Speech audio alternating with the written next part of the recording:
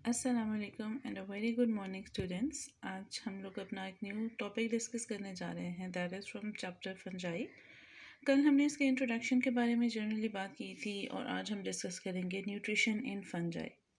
तो आपको पता है, जब भी हम न्यूट्रिशन की बात करते हैं वी नो हमने ऐसे मेथड्स को स्टडी करना है जिससे एक ऑर्गेनिज्म अपने न्यूट्रिएंट्स को गेन कर सके। और न्यूट्रिएंट्स को वो इसलिए गेन करना चाहता है because that organism needs to continue all of the activities like growth, development, reproduction, movement and each and everything। बगैर न्यूट्रिएंट्स के, बगैर एनर्जी के कोई भी प्रोसेस पॉसिबल नहीं है। सबसे पहले हम लोग फंजाई को असाइन करते हैं कि इनका absorptive heterotroph mode of nutrition है, हेट्रोट्रॉफिक मोड ऑफ न्यूट्रिशन है, जिसकी वजह से हम इनको हेट्रोट्रॉफ्स कहते हैं। स्टूडेंट्स, हम ऑलरेडी पढ़ चुके हैं कि हेट्रोट्रॉफ्स वो ऑर्गेनिजम्स होते हैं जो अपना फूड खुद से प्रिपेयर नहीं कर सकते और ये रिलाई करते हैं, डिपेंड करते हैं ऑलरेडी प्रिपेयर्ड फूड पे। अब एब्जॉर्प्टिव हेट्रोट्रॉफ्स एक नई टर्म है, इसको हम जस्टिफाई करेंगे अपनी आगे डिस्कशन से। एब्जॉर्प्टिव मीन्स एब्जॉर्ब करना। All fungi lack chlorophyll. हम इस चीज़ से अच्छी तरह से वाकिफ़ हैं कि सब फंजाई के पास क्लोरोफिल नहीं होता। अगर क्लोरोफिल होता तो ये हेट्रोट्रॉफ्स नहीं बल्कि ऑटोट्रॉफ्स कहलाए जाते। हेट्रोट्रॉफ्स किस तरह से हैं, what do they actually obtain? ये जी ऑब्टेन करते हैं कार्बन और energy from organic matter. Organic matter से अपना मेन कार्बन सोर्स और एनर्जी सोर्स लेते हैं। ये था हमारे पास एक जनरल ओवरव्यू जिसमें हमने सिर्फ एब्जॉर्प्टिव मोड ऑफ न्यूट्रिशन बताया। अब हमारे पास कुछ डिफरेंट मोड्स हैं फंजाई के न्यूट्रिशन के, जिसमें से आप बहुत सी चीज़ों से ऑलरेडी वाकिफ़ हैं। मोड ऑफ न्यूट्रिशंस में आप देख सकते हैं saprotrophs and decomposers, parasites, predators and mutualist. Saprotrophs के बारे में आप पहले भी जानते हैं कुछ हद तक ऑलरेडी। तो अभी हम डिस्कस करने जा रहे हैं सेप्रोब्स। सेप्रोब्स ऐसे ऑर्गेनिजम्स को कहते हैं जिनका सेप्रोफाइटिक मोड ऑफ न्यूट्रिशन है, जिसको हम कहते हैं रिलाइंग ऑन डेड ऑर्गेनिज्म। अब एक्चुअली ये ऑर्गेनिजम्स इस मोड ऑफ न्यूट्रिशन को किस तरह से अपनाते हैं, इनके पास कुछ खास सूटेबिलिटी हैं, कुछ अडेप्टेबिलिटीज़ हैं। आपको पता है fungi they don't have teeth, hands, mouth, lips, anything, but even after two that इनको अपनी एनर्जी लेनी है, इन्हें ब्रेक डाउन करना है सब्सटेंसेस का टू गेन एनर्जी। इसके लिए जो सेप्रोब्स हैं, जो सेप्रोफाइटिक फंजाई है, ये कुछ डाइजेस्टिव एंजाइम सिक्रीट करते हैं। डाइजेस्टिव एंजाइम सिक्रीट करेंगे बॉडी से और वो जिस सबस्ट्रेट पे जाएगा उनकी डाइजेशन स्टार्ट हो जाएगी। डाइजेशन को हमें पता है बड़े मॉलिक्यूल से छोटे मॉलिक्यूल्स में डाइजेशन में ब्रेक डाउन होती है और यहाँ पे आप देख सकते हैं ब्रोकन मॉलिक्यूल्स आर एब्जॉर्ब्ड। अब इस एब्जॉर्ब्ड के लफ्ज़ के साथ हम अपनी पहली वाली डिस्कशन हाईलाइट करेंगे, दैट इज़ एब्जॉर्प्टिव हेट्रोट्रॉप्स। तो यहाँ पे फंजाई एब्जॉर्ब कर रही है उसको। अच्छा, अब नेक्स्ट इम्पॉर्टेंट एक कैरेक्टर जो सेप्रोब्स में है, आप एक और मोड ऑफ न्यूट्रिशन में कुछ और एलिमेंट्स हम पढ़ेंगे। तो राइजोइड्स के बारे में आपसे पूछा जाए तो आप कह सकते हैं कि these are specialised hyphae for anchoring. Anchoring means attachment, that is जुड़ना। जैसा कि आप जानते हैं कि ये फंजाई डेड ऑर्गेनिजम्स पे अटैच्ड है, तो उसको अटैचमेंट के लिए अपने स्पेशलाइज्ड हाइफे, जो हमने कल थ्रेड लाइक स्ट्रक्चर्स पढ़े थे, इनके स्पेशल एंकरिंग हाइफे हैं। अब प्रिंसिपल डिकम्पोजर्स भी सेप्रोब्स को कहा जाता है, बिकॉज डेड ऑर्गेनिजम्स की जब रिसाइकलिंग होगी, उसकी डिकम्पोजिशन होगी, तो उसको जो डिकम्पोजिशन कर रहे हैं हम उनको प्रिंसिपल डिकम्पोजर्स कहेंगे। यहाँ पे हमें बताया गया है कि सारी जो डिकम्पोजिंग जो एक एनवायरनमेंट में जो हमारे इकोसिस्टम में हो रही है, वो सिर्फ बाकी माइक्रो ऑर्गेनिज्म जिसमें हमने बैक्टीरियाज भी पढ़े हैं वो सिंपली नहीं कर सकते। उसके लिए ये पॉइंट है, bacteria can not break cellulose and lignin. Cellulose और लिग्निन हम जानते हैं प्लांट की सेल वॉल का कंपोनेंट है और अकेला बैक्टीरिया इन सबको डिस्ट्रॉय नहीं कर सकता, बिकॉज ये थोड़े टफ, थोड़े हार्ड हैं।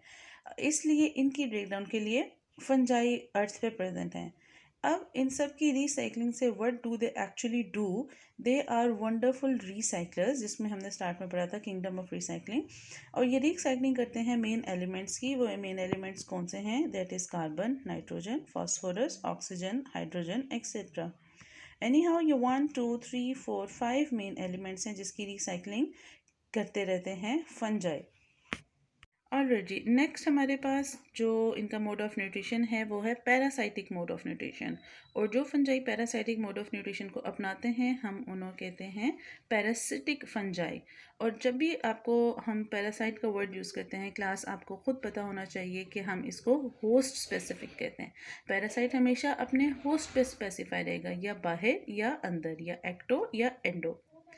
अब पैरासाइट न्यूट्रिशन में एक्चुअली होता क्या है, they absorb nutrients directly from host. ठीक है, पीछे हमने पढ़ा कि वो अपने एक्सक्रीटरी जो अपने डाइजेस्टिव एंजाइम्स हैं उसको एक्सक्रीट करता है और फिर उसमें से न्यूट्रिएंट्स गेन करता है।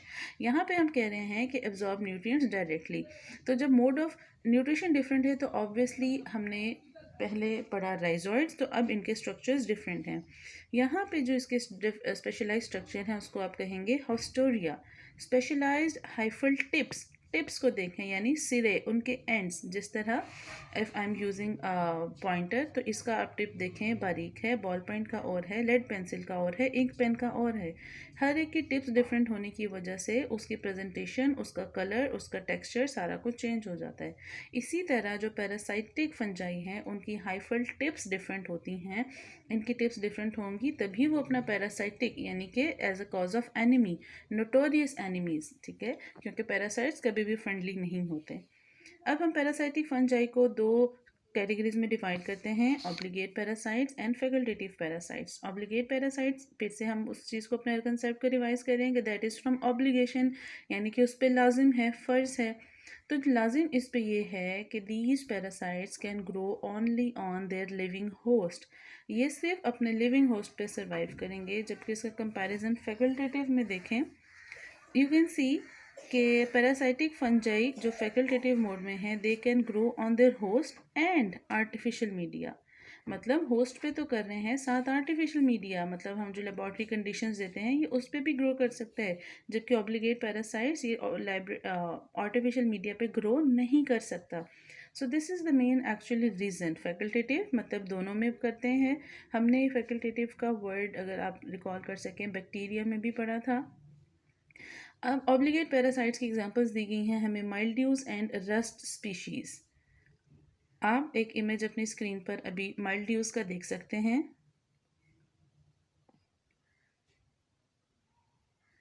इसके साथ आप रस्ट स्पीशीज़ का भी देख सकते हैं। ऑलराइट जी, अब हमारे पास एक और मोड ऑफ न्यूट्रिशन है, दैट इज़ प्रीडेटर्स। प्रीडेटर्स आपको पता है, हम जब भी प्रीडेटर्स की बात करते हैं तो हम प्रीडेटर और प्रे की बात करते हैं, मतलब शिकारी और शिकार। तो यहाँ पे क्वाइट इंटरेस्टिंग है ये बात कि एक फंजाई जो कि मूव नहीं कर सकता वो एक्चुअली प्रीडेशन किस तरह कर सकता है। बट येस, नेचर ने इसको एक और अडेप्टेबिलिटी दी है अकॉर्डिंग टू द सर्वाइवल, जिस एनवायरनमेंट में इसमें सर्वाइव करना है, that is active predation mode. अब इसमें करते क्या हैं कि जो फंजाई हैं, जो प्रेडेटर फंजाई हैं, इट पैरालाइजेज नीमाटोड्स। पैरालाइजेज मतलब थोड़ा सा बेहोश करना, नीम बेहोश कर देना, यानी नियर टू डेथ। इसमें एक ऑर्गेनिज्म अनएबल टू मूव हो जाता है, यहाँ पे मूव नहीं कर सकता। नीमाटोड्स एक फाइलम है, फाइलम एनिमीलिया का नीमाटोडा, जिसमें हमारे पास पॉइंटेड एंड्स वर्म्स होते हैं। अब नीमाटोड्स को हम डिटेल में डिस्कस करेंगे किंगडम एनिमीलिया में।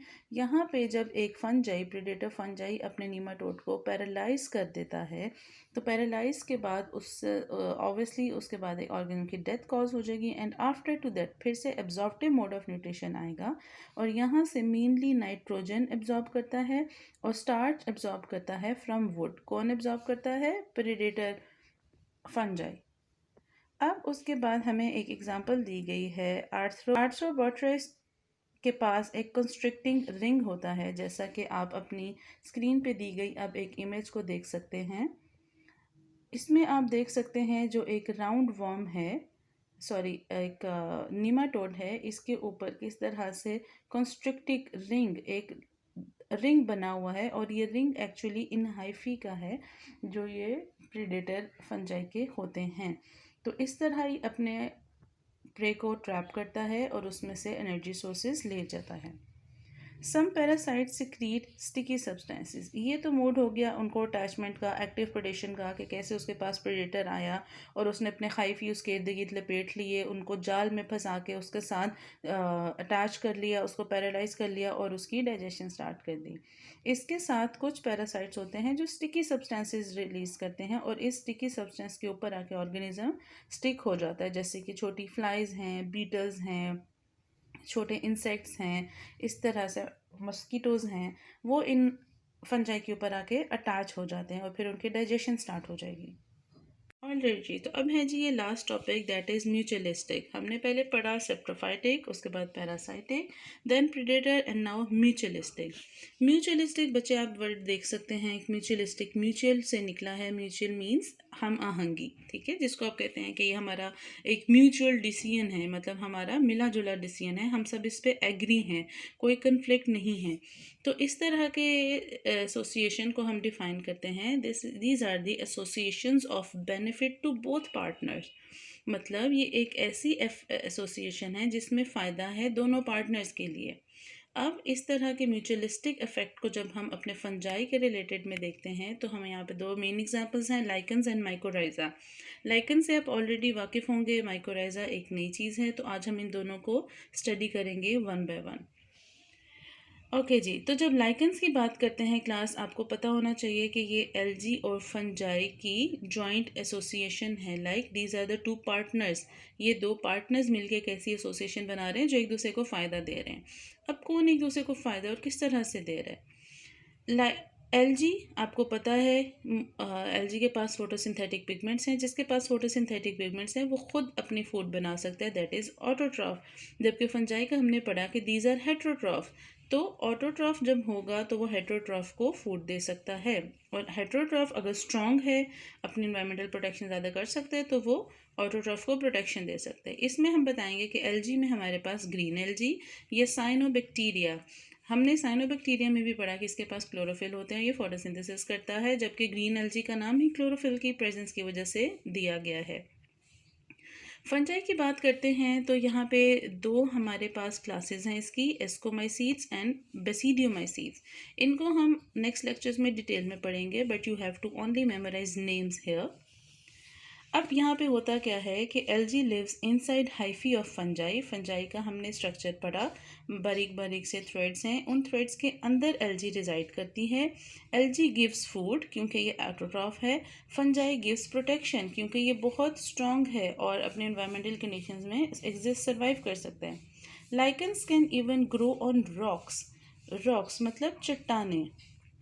अब आप देखें कि चट्टान पे एक लाइफ कितनी मुश्किल से पॉसिबल होगी, but under even these unfavourable conditions, जब एलजी फूड प्रोवाइड कर रहा है और फंजाई शेल्टर प्रोवाइड कर रहा है, तो ये स्ट्रॉन्ग एफिलिएशन कहीं भी पॉसिबल हो सकती है, जैसा कि आप अभी इमेज में देख सकते हैं।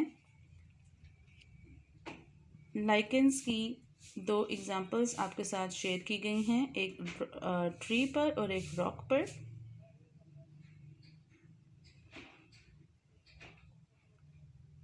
इसके साथ आप देख सकते हैं कि लाइकन्स डिफरेंट कलर, शेप और अपीयरेंस के होते हैं, and these are bio indicators of air. Bio indicators, हवा में, एयर में जितने पोल्यूटेंट्स आते हैं जाते हैं, ये उसकी इंडिकेशन देती हैं। इसके बारे में हम एक एडिशनल लेक्चर ज़रूर रखेंगे to tell you about bio indicators. Last topic है क्लास हमारा आज का माइकोराइजा। माइकोराइजल एसोसिएशन फिर से म्यूचुअल एसोसिएशन है बोथ पार्टनर्स की। इसमें बोथ पार्टनर कौन है, हम फंजाई को डिस्कस कर रहे हैं, तो लाइकन्स में भी फंजाई है, माइकोराइजा में भी फंजाई है, बट यहाँ पे एलजी की जगह रूट्स ऑफ वेस्कुलर प्लांट्स हैं, मतलब रूट्स, जड़ें हैं प्लांट्स की। तो जब फंजाई प्लांट की रूट्स में होता है, उससे उसको एनर्जी ज़्यादा प्रोवाइड करता है, उसके लिए स्पेस भी ज़्यादा बना देगा। जैसे आपने पढ़ा है कि फंजाई का हाइफी थ्रेड लाइक स्ट्रक्चर होता है, एब्जॉर्बेंट सरफेस इंक्रीज़ करता है, तो इसी तरह जब रूट्स का सरफेस एरिया इंक्रीज़ होगा तो ऑब्वियसली प्लांट्स ज़्यादा एनर्जी एब्जॉर्ब कर सकेंगे। अब माइकोराइजा दो तरह की कंडीशंस में एग्जिस्ट करता है, ectomycorrhiza and endomycorrhiza. Ecto means outside, मतलब एक सरफेस है, एक सरफेस के सिर्फ बाहर ही ये ग्रो करेगा, रूट्स के अंदर नहीं जाएगा। जबकि एंडोमाइकोराइजा की बात करें तो ये सेल के अंदर तक ग्रो करेगा, न्यूट्रिएंट्स अंदर तक पहुंचाएगा। इवन दो एक्टो और एंडो दोनों ही बेनिफिशियल हैं एक प्लांट की ओवरऑल ग्रोथ के लिए, जैसा कि आप इस इमेज में इजीली देख सकते हैं। इसमें डिटेल एंडो एंड एक्टोमाइकोराइजा के बारे में दिखाया गया है।